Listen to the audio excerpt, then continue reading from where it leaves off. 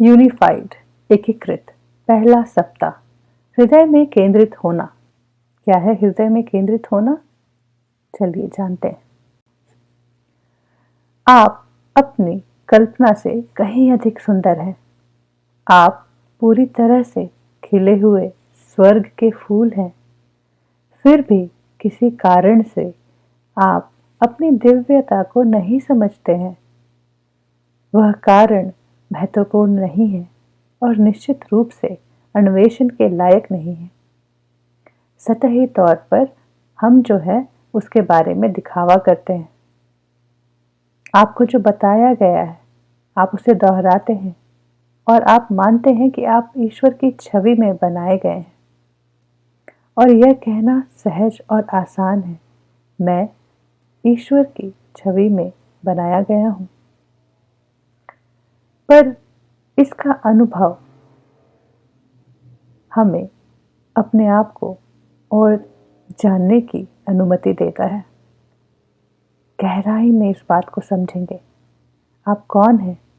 आपके क्या गुण हैं? परमेश्वर की छवि में बने किसी व्यक्ति का जीवन क्या है? इन प्रश्नों के उत्तर इस पाठ्यक्रम के अनुभव हैं। एक बार इस दिव्य सत्य पर ध्यान दें। मैं ईश्वर की छवि में बना हूँ। मैं हूँ, यह वर्तमान है। यह नहीं कहता कि मैं एक बार ईश्वर की छवि में था, अपितु यह कहता है कि मैं अब ईश्वर की छवि में हूँ। मैं बना हूँ। और यह नहीं कहता कि मैं बनाया जा रहा हूँ या मैं बनाया जाऊंगा। यह कहता है कि भगवान ने आपको अपनी छवि में बनाया है और निर्माण पूरा हो गया है। आप पूरी तरह से बन गए हैं। अब आप पूरी तरह से ईश्वर की छवि में बन चुके हैं। आप ऐसा कुछ भी नहीं कर सकते हैं जिससे इस बुनियादी सत्य को कभी बदला जा सकता है और यह कभी बदला जा सकेगा। कुछ भी नहीं। यही इस पाठ्यक्रम की कुंजी है। यह आपको कुछ नहीं सिखाता क्योंकि आप पहले से ही सब कुछ हैं। यह आपको कहीं भी विकसित होने में मदद नहीं करता है क्योंकि आप अब पहले से ही पूरी तरह से विकसित हो चुके हैं। हालांकि यह आपकी सोच में थोड़ा सुधार करता है। यह आपके लिए एक सच्चे स्वरूप का अनुभव लाता है। परमेश्वर की छवि में होने का अर्थ खो देने का कारण यही है कि परमेश्वर ने जो बनाया है आप उसका एक बहुत छोटा सा हिस्सा ही उपयोग कर रहे हैं। अब आपके पास फ्लड लाइट है तो अंधेरे में केवल एक मोमबत्ती का ही उपयोग क्यों करें? आपका सुंदर अविश्वसनीय शरीर हिमशैल का सिर्फ एक सिरा सा है, एक टिप से भी कम।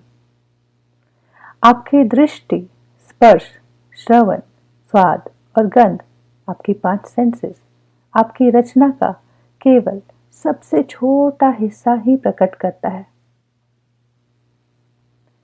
आप जो सोचते हैं उससे परे आपका सच्चा स्व जीवित, प्रेम से स्पंदित और आपकी खुशी और आपकी समृद्धि का स्रोत है।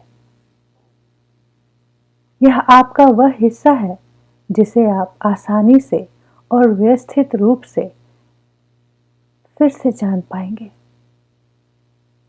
और जैसे ही आपको एहसास होता है कि आप कौन हैं, आपके असली गुण स्वयं स्पष्ट हो जाते हैं।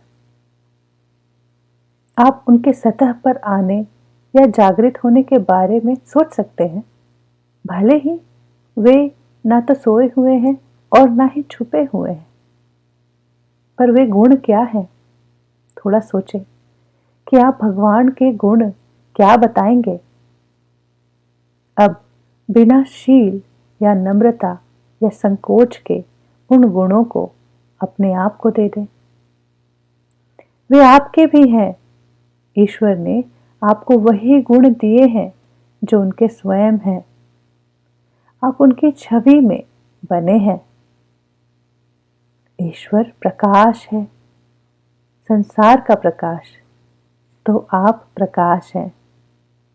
प्रकाश जो अंधेरे कोने को भी रोशन कर देती है, वह आपकी विरासत है। ईश्वर प्रेम है, आप प्रेम में हैं। वास्तव में सारी सृष्टि में सब कुछ प्रेम से ही बना है। ईश्वर का प्रेम हर चीज में व्याप्त है। वही प्रेम आपका प्रेम है। इन विचारों के अर्थ के बारे में सोचिए। इनके दूरगामी परिणाम है। ईश्वर सुख, आनंद और अनुकंपा है। आप सुख हैं, आप आनंद हैं, आप अनुकंपा है, आप करुणा है। यही आपका स्वभाव है, कुछ कम नहीं।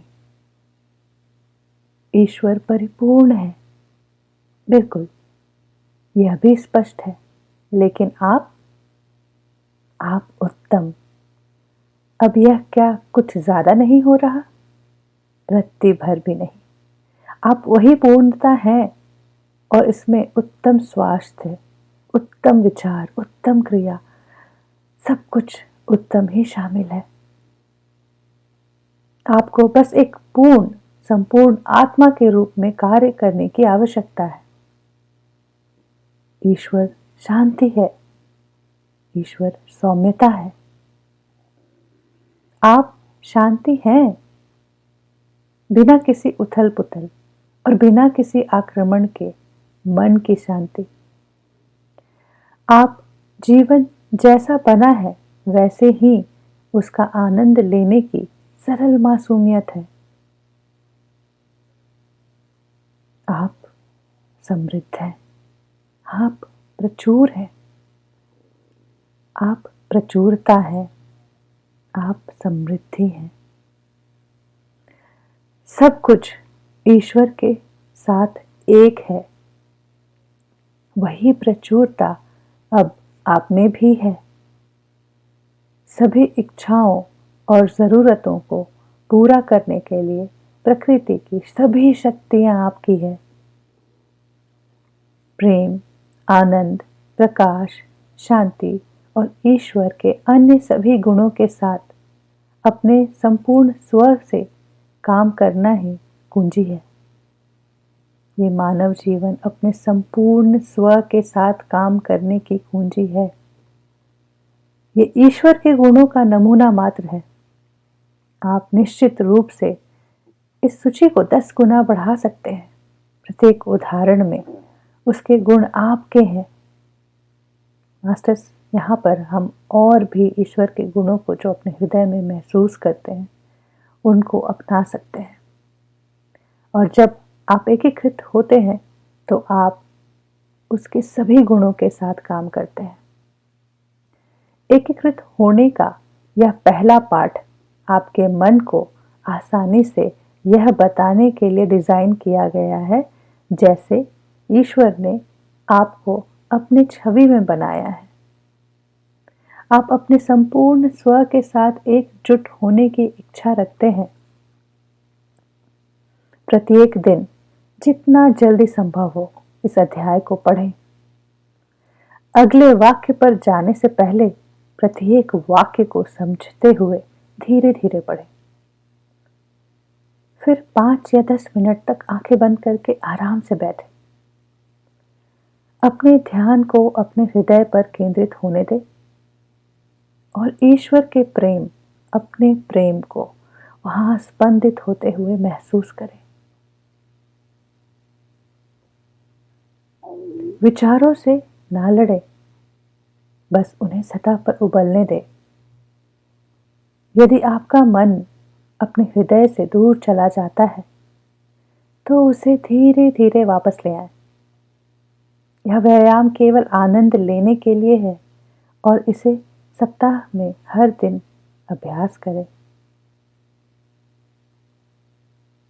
दिन भर में जब भी आप इसके बारे में सोचें तो उस विचार का आनंद लें। ईश्वर प्रेम है तो मैं भी प्रेम हूँ। जब आप इस विचार को सोचते हैं तो आपके हृदय में प्रेम भावना संपादित हो सकती है। प्रेम की उस भावना को अपनी विरासत मानकर आनंद लें, डूब जाएं उसमें। इस सप्ताह आपका यह एक आखिरी अभ्यास है।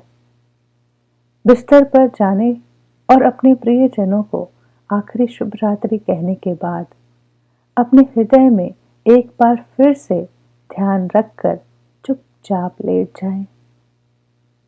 इस बार ईश्वर के कुछ गुणों के बारे में सोचें।